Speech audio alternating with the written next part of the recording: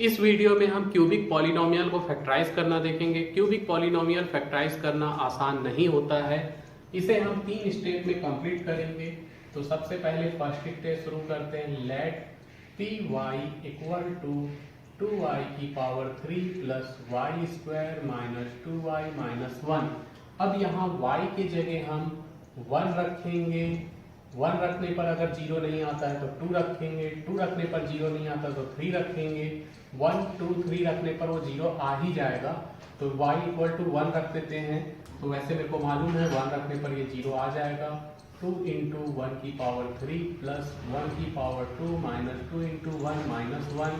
2 into 1 plus 1 minus 2 minus 1। 2 into 1 हो जाएगा 2 plus 1 minus 2 minus 1 equal to 0। तो y equal to 1 रखने पर 0 आ गया।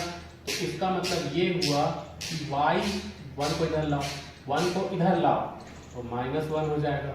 y minus 1 is a factor of p y, क्योंकि y की जगह 1 रखने पर 0 आया। तो पी वाई का फैक्टर कौन है? y माइनस 1 है।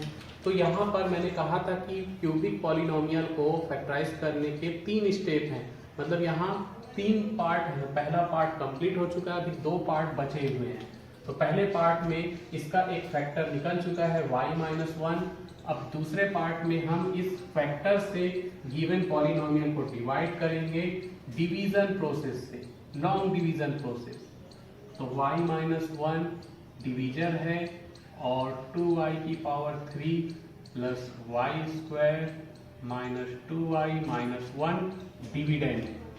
तो ये लॉन्ग डिवीजन प्रोसेस है, ये भी आसान नहीं होता है, तो फिर भी बनाना देखेंगे। प्रैक्टिस करते रहो, हर चीज़ आसान हो जाएगी। तो इसमें सबसे पहले इसका एक पहला टर्म उठाते हैं 2y³ और इसका फर्स्ट टर्म उठाते हैं अपॉन में y। इसके फर्स्ट टर्म को अपॉन में y लिख दिए, एक y कैंसिल हो गया, 2y² आया। तो 2y² जो है वो इसका फर्स्ट क्वोटिएंट का फर्स्ट टर्म हुआ। अब इसका इन दोनों से जो क्वोटिएंट का फर्स्ट टर्म आया, इसका इन दोनों से इंटू करेंगे। 2y² का इससे हुआ तो 2y³, फिर 2y² का माइनस 1 से होगा तो माइनस 2y²। अब यहाँ साइन चेंज होगा, यहाँ माइनस, ये प्लस। 2y³ से 2y³ कैंसिल, क्योंकि ये प्लस में था, ये माइनस में था। ये y² 2y² ऐड होके हो जाएगा 3y² माइनस 2y माइनस 1। अब क्या करेंगे? इसके अपॉन में 3y² अपॉन y करेंगे, 3y² अपॉन y। तो क्या आ जाएगा? 3y। फिर वही प्रोसेस किए, इसका फर्स्ट टर्म अपॉन इसका फर्स्ट टर्म, क्या आया? 3y। क्वोटिएंट का सेकंड टर्म आ चुका है 3y। इस 3y का दोनों से इंटू होगा, इन दोनों से 3y का y से हुआ तो 3y², 3y का माइनस 1 से हुआ तो माइनस 3y। फिर यहाँ सब्ट्रैक्ट करेंगे, ये माइनस, ये प्लस, ये कैंसिल हो गया। 3y में से 2y गया तो y माइनस 1। अब इसका फर्स्ट टर्म ले लो, वैसे भी ये दिख ही रहा है y माइनस 1 है, प्लस 1 लेने पर प्लस 1 का जब इससे इंटू करेंगे तो y माइनस 1 आ गया और इसको सब्ट्रैक्ट कर दिए, माइनस प्लस कैंसिल हो गया, 0 आ गया। तो सेकंड स्टेप कंप्लीट हो चुका है। मैंने शुरू में बताया था 3 स्टेप है। फर्स्ट स्टेप में हम एक फैक्टर फाइंड करते हैं, सेकंड स्टेप में उस फैक्टर से इसको डिवाइड करके क्वोटिएंट फाइंड करेंगे लॉन्ग डिवीजन मेथड का यूज करके। 2 स्टेप कंप्लीट हो चुके हैं। थर्ड स्टेप में इसका फैक्टराइजेशन करें। 2y² प्लस 3y प्लस 1 था, इसको फैक्टराइज करना है। तो सबसे पहले फैक्टराइज करने के लिए y² के साथ कोई नंबर है 2। 2 का 1 से इंटू किए तो 2 इंटू 1 2 हो जाएगा। तो हमको ऐसे 2 नंबर चाहिए, मल्टीप्लाई करने पर 2 आए और ये प्लस है, प्लस करने पर 3 आए।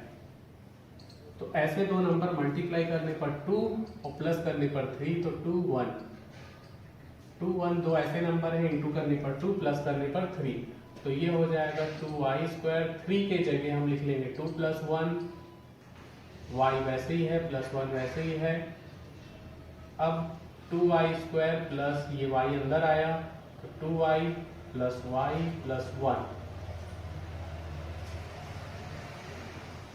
फिर y अंदर आया तो 2y, 2 से इंटू हुआ y का 2y प्लस 1 से इंटू तो y प्लस 1 वैसे ही है। इन दोनों से क्या कॉमन निकल रहा है, इन दोनों से 2y कॉमन निकल रहा है। इन दोनों से 2y कॉमन निकला तो बचा क्या, y प्लस 1। फिर इन दोनों से क्या कॉमन निकल रहा है, कुछ नहीं, 1 कॉमन ले लो तो y प्लस 1। तो अब y प्लस 1 दो बार है, y प्लस 1 कॉमन ले लिए दोनों तरफ से, तो क्या बचा 2y प्लस 1। तो हमको फैक्टराइज करना था ये क्यूबिक पॉलिनोमियल, तो ये फैक्टराइज हो चुका है 2y की power 3 plus y square minus 2y minus 1। इसका एक फैक्टर फर्स्ट स्टेप में आया था, क्या था, y माइनस 1। दो फैक्टर ये आ चुके हैं, y प्लस 1 और 2y plus 1। This is answer.